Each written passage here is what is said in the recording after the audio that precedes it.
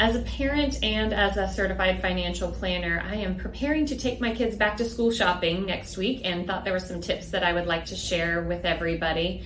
So one of the questions that we always get is, is inflation going to impact not just school supply spending, but spending in general? And so that's definitely something that we're on the lookout for. And there are ideas that you can do, like looking at things in bulk, kind of price comparison online. One task I made my kids do was kind of look at different options of, comparing prices on Amazon versus prices in the store and seeing if there are better deals we can have ahead of time.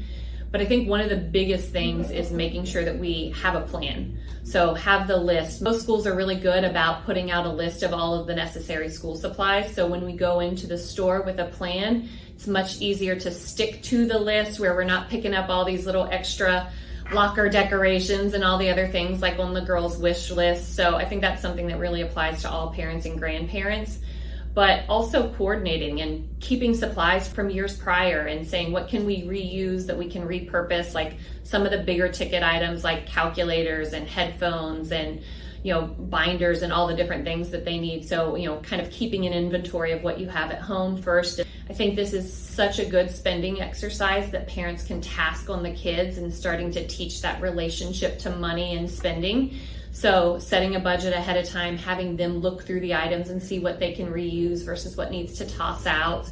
And make it a little bit of a game to them of saying, like, let's do this cost effectively. Let's make sure we're hitting all the items, prioritizing the high items now, maybe even sprinkling it out over a couple different trips to spread it out over pay periods.